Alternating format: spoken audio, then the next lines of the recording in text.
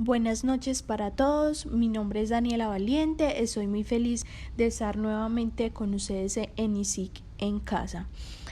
Hoy vamos a aprender un poquito más sobre un pasaje que se encuentra en Mateo 4 del versículo 12 al 25, pero antes quiero empezar orando.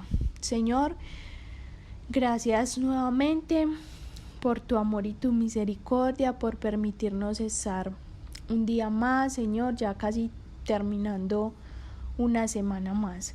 Gracias porque hemos visto tu amor y tu fidelidad en todo este tiempo. Yo te pido que tu palabra pueda hablar a nuestro corazón. Espíritu Santo, tráenos revelación de tu palabra y que cada día podamos aprender de ti para estar más cerca. En el nombre de Jesús, amén. Voy a iniciar entonces leyendo el pasaje. Cuando Jesús oyó que Juan el Bautista estaba en la cárcel, se marchó de Galilea, pero no volvió a su casa en Nazaret, sino que se fue a vivir a Capernaum. Este pueblo se encuentra a orillas del mar de Galilea. Allí vivieron las tribus israelitas de Zabulón y Neftalí. Así se cumplió lo que Dios había dicho por medio del profeta Isaías cuando escribió: Escucha, tierra de Zabulón, que estás cerca del gran mar. Escucha, tierra de Neftalí, que estás al oeste del río Jordán. Escucha tú también, Galilea, tierra de extranjeros. Aunque tu gente viva en oscuridad, verá una gran luz. Una lámpara alumbrará a los que viven en sombra de muerte. Desde entonces Jesús comenzó a decirles a todos: vuélvanse a Dios, porque su reino se va a establecer aquí. Jesús pasaba por la orilla del mar de Galilea cuando había Simón Pedro y Andrés, dos hermanos que eran pescadores. Mientras ellos pescaban con sus redes, Jesús les dijo: síganme. En lugar de pescar peces, les voy a enseñar a ganar seguidores para mí. En ese mismo instante, Pedro y Andrés dejaron sus redes y siguieron a Jesús. Jesús siguió caminando por la orilla del lago y vio a Santiago y a Juan, otros dos hermanos que también eran pescadores. Los dos estaban en una barca arreglando las redes, junto con su padre Zebedeo. Jesús llamó a los dos. Ellos salieron de inmediato de la barca, dejaron a su padre y siguieron a Jesús. Jesús recorría toda la región de Galilea, enseñaba en las sinagogas, anunciando las nuevas noticias del reino de Dios y sanaba a todos los que estaban enfermos. Jesús se hizo muy famoso en toda la región de Siria. La gente le traía a personas que sufrían dolores y enfermedades o que tenían demonios. También le traían a los que sufrían de ataques o que no podían caminar ni moverse, y a todos ellos los sanó. Muchísima gente de las regiones de Galilea, Judea y Decápolis seguían a Jesús. También venía gente de la ciudad de Jerusalén y de los pueblos que están al otro lado del río Jordán. El primer párrafo de este texto nos relata el momento en que Jesús comenzó su ministerio público en Capernaum. Jesús se retiró de la zona de Jerusalén porque Juan el Bautista había sido detenido y encarcelado por Herodes.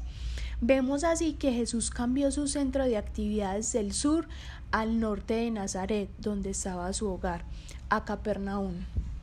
Mateo fue escrito para hacer llegar su mensaje a la gente religiosa y principalmente a la nación de Israel. De hecho, fue escrito en hebreo. Tanto Papías como Eusebio, padres de la Iglesia, y otras autoridades de la época así lo afirman. Aunque Mateo no nos dé detalles sobre el traslado a Capernaum, sabemos por otros evangelios que Jesús había sido rechazado en la ciudad donde residía. Fue así que Capernaum se convirtió en su centro de actividades, y por lo que sabemos, continuó siéndolo hasta que llegó el momento en que salió para Jerusalén por última vez para ser crucificado. Mateo sí nos da un motivo para el traslado de Nazaret a Capernaum.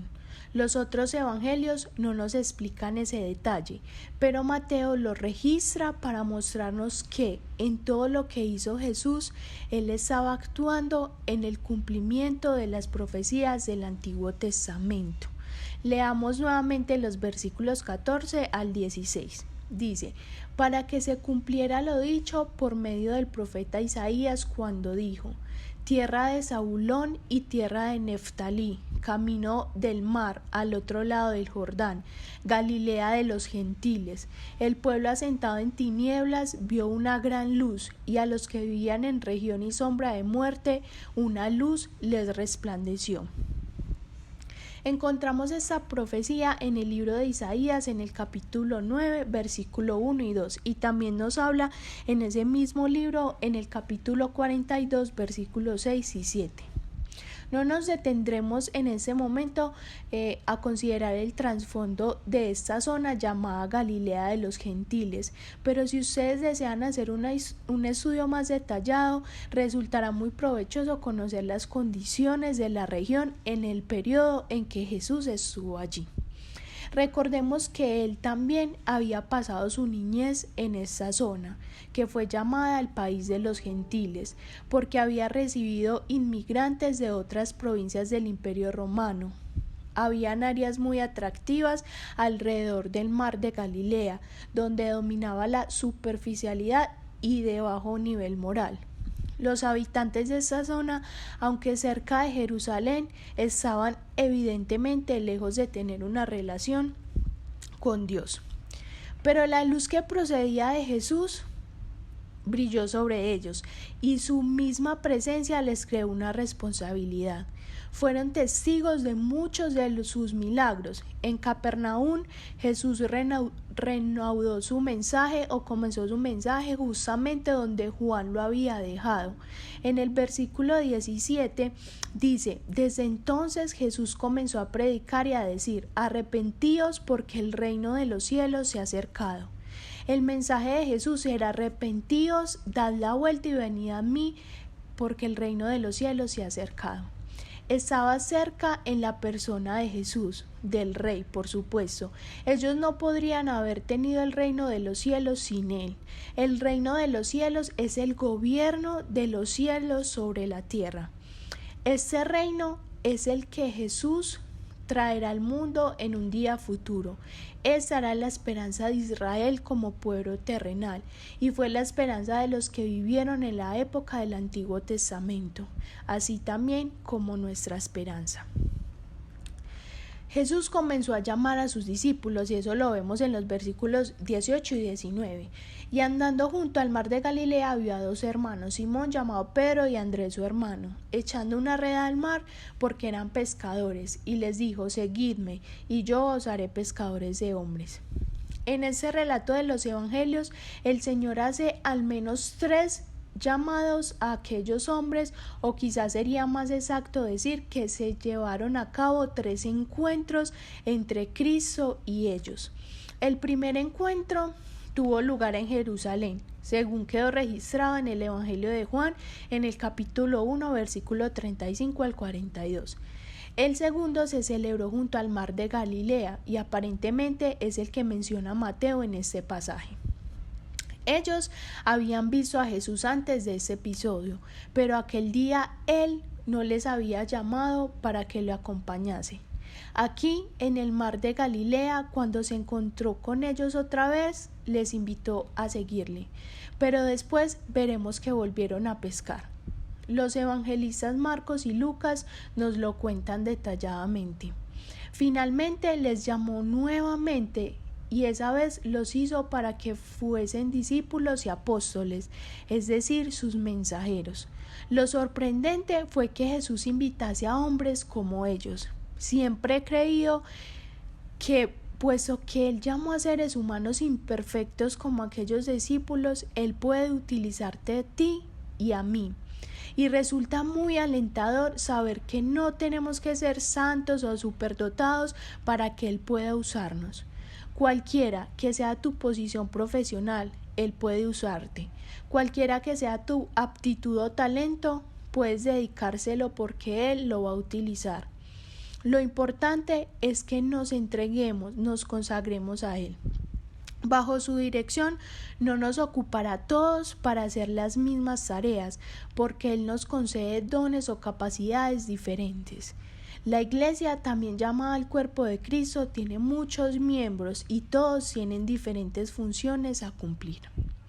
Sigamos viendo los versículos 20 al 22. Entonces ellos, dejando al instante las redes, le siguieron, y pasando de allí, vio a otros 2 hermanos, Jacobo, hijo de Zebedeo, y Juan su hermano, en la barca con su padre Zebedeo, remendando sus redes, y los llamó. Y ellos, dejando al instante la barca y a su padre, le siguieron. Estos hombres tenían interesantes personalidades. Les conoceremos mejor a medida que progresemos en nuestra lectura y estudio de los evangelios. Por otra parte, recordemos que Jesús se encontraba en aquel momento en la parte norte de Israel. Leamos el versículo 23. Y Jesús iba por toda Galilea, enseñando en sus sinagogas y proclamando el evangelio del reino, y sanando toda enfermedad y toda dolencia del pueblo. Observamos que Jesús estaba enseñando a los judíos en sus sinagogas, que eran centro de estudios y enseñanzas de la ley, y además estaba predicando el evangelio del reino. ¿De qué se trataba? El evangelio, las buenas noticias del reino, era que éste se había acercado en la persona de Jesús, a quien ellos tenían que aceptar y recibir. Además, él estaba sanando sus enfermedades físicas. Podemos afirmar que miles de personas de aquella época fueron sanadas por Jesús, y Mateo mismo nos muestra de manera especial al respecto. Si observamos cuidadosamente el texto, veremos que no se trata de unos pocos casos aislados, sino de miles de personas las que fueron sanadas. Ese es el motivo por el que los enemigos de Jesús nunca pusieron en duda sus milagros. Por cierto, habían demasiados testigos por todas partes. Los versículos finales de este capítulo dicen: y se extendió su fama por toda Siria, y traían a él todos los que estaban enfermos, afectados con diversas enfermedades y dolores, endemoniados, epilépticos y paralíticos, y él los sanaba. Y le siguieron grandes multitudes desde Galilea, Decápolis, Jerusalén y Judea y el otro lado del Jordán. Observemos que le seguían grandes multitudes. Decápolis era un distrito que incluía 10 ciudades de la parte noreste de Galilea al este del río Jordán. También vino a Jesús gente de Jerusalén y Judea, la sección situada más al sur de Palestina y de más allá del Jordán, lo que implicaba que las personas tuvieron que recorrer una gran distancia para ver a Jesús, que estaba predicando allí en el norte de Palestina. Al estudiar el Evangelio de Mateo, debería recordarse que el escritor no está intentando ofrecernos un registro cronológico de la vida de Cristo. En su Evangelio, él presenta a Jesús como rey y sigue un modelo que consiste en un movimiento concebido para presentar al rey y a sus demandas ante la nación de Israel.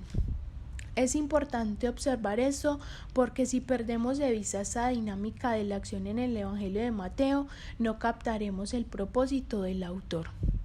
Por último, recuerda que en todo lo que vimos en este pasaje, nos enseña que Jesús impactó de forma tan grande su entorno y que a eso también estamos llamados nosotros, y que así estemos llenos de imperfecciones y defectos. Jesús nos llamó y Él utilizará nuestra vida para ser de bendición para otros. Así que les pido en este momento que terminemos con una oración final y espero que les haya bendecido mucho este pequeño estudio. Señor, en esta noche te damos gracias por todo lo que tú nos enseñas. Gracias porque tú nos escogiste a pesar de todos los defectos que nosotros tenemos. Te pedimos que nos ayudes a ser como tú, a impactar nuestro entorno, a hacer luz en medio de la oscuridad. Te entregamos este resto de la semana en el nombre de Jesús. Amén.